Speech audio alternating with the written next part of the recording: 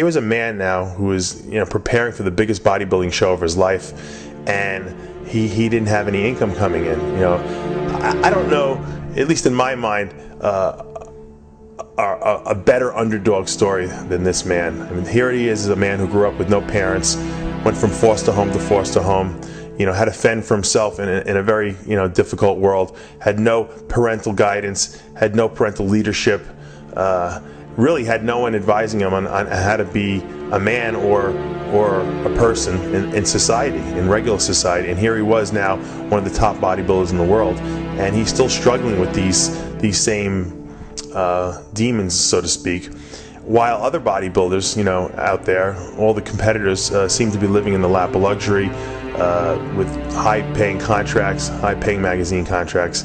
And what struck me as being even more unusual is that Kai wasn't sad over it, that he wasn't bitching about it, that he wasn't complaining about it, and he was kind of happy in a sense to be doing what he loved the most, and glad in a sense to be given the chance to do it, even given the Spartan conditions that he found himself in. Successful people, I imagine, have to worry less about what the size of the obstacles are, the finances or the lack thereof, and all the other things that we can say represent the size and weight of the opposition. And what the successful person is going to aim to do, and what all of us that would like to be successful would probably want to adopt as a part of our philosophy, would be to worry less about the obstacles and fix our thoughts on the goal. Did you feel you was going to win this show coming here tonight? Yes.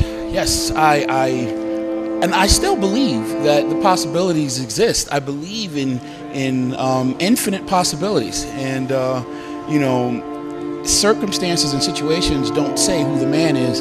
It's what the man does in the face of these things that will, identify who he is. Mind is everything. If you don't believe you can do something, then you can't. If you believe that your father was a bum and he left you, or your mother wasn't any good, if you believe that your upbringing was substandard and therefore you have to walk around as a refugee from that crisis situation for the rest of your life, forever bearing the burden of that experience, then that will be your life. It's like you have to save your own life. Nobody's going to be able to save it for you. So we have to do what we have to do, no matter what it is. In the journey of getting in shape, it's a long run, right? The person who's standing at the end with their hand raised isn't the person with all the genetics. It isn't the person with the most potential. It's the person that has the greatest perseverance, that's always willing to get out. The difference between a champion and a loser is that they both fail. It's that the loser allows the failure to stand for life.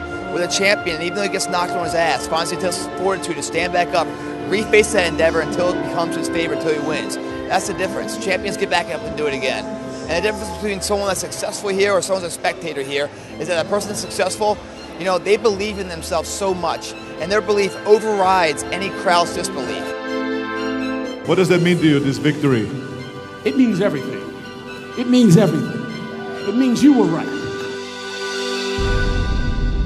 It means that the people that didn't believe, they were wrong. It means that when you don't believe, you do yourself a disservice because it is wrong. So you got to believe. You got to believe in what you want to do. You got to believe in what you want to get accomplished, and believe that somehow, somewhere within yourself and in the universe around you, there are tools and resources that will be of aid and help the man that really wants to get it done.